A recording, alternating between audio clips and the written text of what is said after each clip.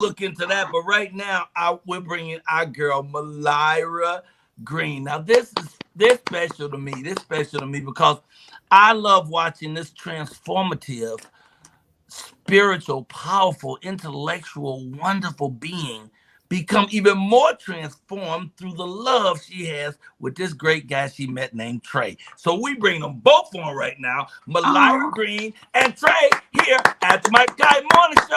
Woo, woo, woo. Oh, there hey. y'all are. What up? Hey, brother. How you doing? Hey. Oh man, we are so good. I'm glad to see y'all. I didn't load them in, but they're on my phone. You got to see these pictures of them, y'all. Okay, I'm going to the big screen. Wait a Oh minute. my I'm God. going here so they can see these photos. Okay. I love this photo session. Okay. When people can get together and play, when you love each other so much that you could play, this one I thought was so serious. I said, I wonder what she said. Okay, this one. That's your love. Just love sitting on couch. That's love sitting on couch. Wheelbarrow. I love the wheelbarrow. That's one of my favorites. The wheelbarrow was the shit. And that's a Yeah. big dude. That's a big ass wheelbarrow. Okay, you gonna move some shit. Okay, look at this face he got. And look at her supporting. She got her man back. Okay, this one. Oh, sweet potato. Okay, and who's in charge now? Put it up there, put it up there. And but this, I swear to you, is my all-time favorite. Showing a man and a woman love each other enough that she know her place. Okay, no, I'm just joking. I'm just joking. This is my final favorite. Right there on the couch. Bring them on, y'all. Where they at? Give them the big window. Yeah. All right. Trey is here. An actual person. The legend lives. Brother, how are you? I'm doing well. I'm doing well. How about y'all? Man, we're great. Did y'all tell us how y'all met? Not really, but Yes, Tell me. yes and no. I have heard her kind of bring it up of how we met. Ironically, we met in church. Mhm. What? That's good. That's good. That's good. We prophetically were put on the same row in the same pew, right next to each other. So Yep. What? So yeah, what, Trey? Did you look over and go, oh dang? you know what's crazy? The way things happened. I was actually involved with someone at the time when I met Mhm. her, and Oh.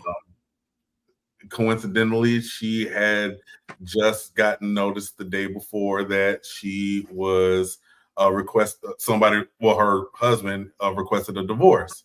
Mhm. So when we met each other, we were sitting right next to each other. It was actually no words were involved at all when we met each other, but it was an energy between us. Uh, Mhm. I had this pain that I have in my hand, so I kept messing with my hand. And at the same rate, she was sitting there with basically kind of with a bunch of tears coming out of her eyes. Like you could see that she was really going through something. And I noticed on her ring finger, she has an infinity sign. Mhm. And so she kept rubbing on it. And it clicked to me. It was like something's going on in her marriage. Mhm. But we never really said anything. There was no words said at all. And just out of nowhere, she kind of like reached over, grabbed my hand, and started massaging my hand because she saw what was going on. And she told me that she was a healer. Mhm. So, That's a good approach. All right, go ahead. right. And then kind of went back into silence Mhm. for the rest of church. And then at the end is when she, I guess, kind of made a small move towards me. And What was the small move? What was that small move? It was kind of a big move. He's trying to be nice. Okay, so I'll going let going back a little bit. So the night before, I had went out with my mom. So the whole divorce thing happened, and it was asked like a week or so prior to that. But it was my first weekend without being with my kids because my kids were with their dad. So I took my mom to a comedy show, and I was like, when we pulled up, I said, "Mom, I'm gonna find my husband at church." And she looked at me like, "Why? Like you can find your husband anywhere." And I said, "No, like I don't know, but God literally just told me while I'm parking this car, I'm gonna find my husband at church." And mind you, I was just asked to be divorced. And I was like, "But he's gonna be my forever husband." We laughed it off, and then the next day is when I end up sitting next to Trey.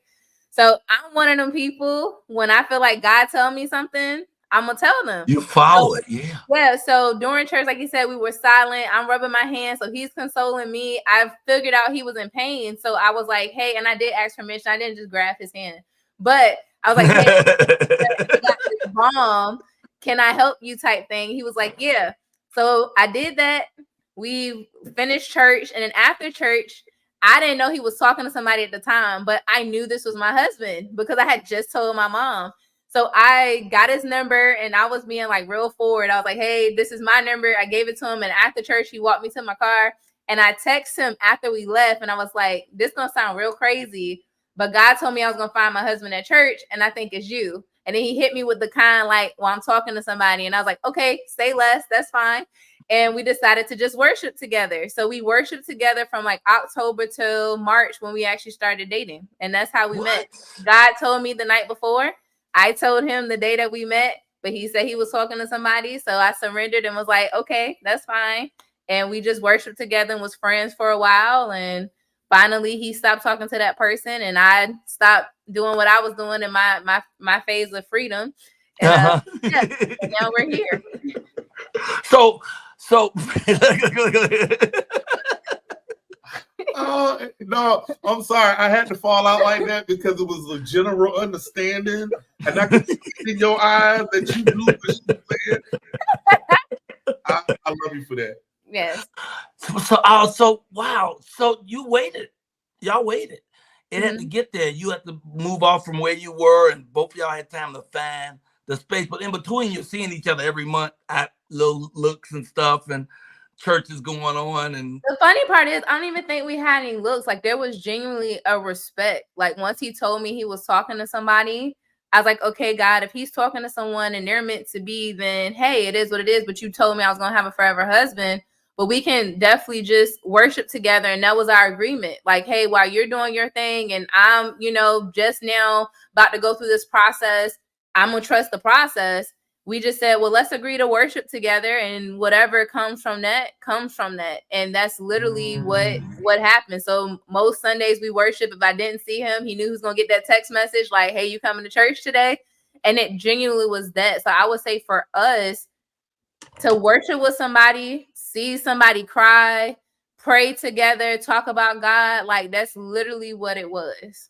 wow, you found your what's name, your soulmate for real. The thing we talk about all the time, but rarely do we do that. Rarely do we find our person. I celebrate mine every day. My Sonia, every single solitary day, I celebrate her because I found mine. And doesn't it change everything? It does. I like the fact of like, for me, for example, like right now, even when it comes to my family, shortly of it, my aunt is currently transitioning as we speak. She's in ICU. And my family all came together. And when he left yesterday, their first question was like, "Well, where's your boo thing at?" I'm like, "Well, he do got to go back to work. Like, he can't just stay up here at the hospital with me." But even them sharing, like, they see a difference. They see the glow. They see the happiness. And when your family can see that, especially my family's very spiritual and very traditional, but when they see like our timeline, they're like, we don't even question it. We just see what God is doing. And when other people can see it, that's when you know that you're walking in the right thing. Wow. Trey, you have a pen and a piece of paper? I do. Well, yesterday we sort of made a mistake and we were supposed to give away. We're doing a giveaway every day this week of 2 books of my children's book, but also the fabulous book by the wonderful our executive producer, Rosa May. So we're giving away a set of these every day. We missed Thursday, so we're doing 2 sets today. Right now, y'all get your numbers ready. I need you to write a number down and then tell us what it's between. Give us like a 100 range on both sides. And then people, you're going to have like 15 seconds to put your number up. Okay. Let me know when you're ready, Freddie. Yes, dear. Make sure you tell them all the rules, please. Thank you. You be producing, girl. Yes, I forgot to do it last time. The rules are when you throw the numbers up, you only can put up 1 number. If you put up 2 numbers, you're disqualified. And secondly, it's the closest to the number. Don't matter what side of the number it is, the number closest to it wins the books. What are your numbers between, sir? My numbers are between 1 and 100. Okay, good. So E, U, we, she already cut herself out because she put in 227 before you even said what the numbers. I don't Right, think 227 gonna fall between 0 and 100. You said between 0 and 100? Between 0 and 100.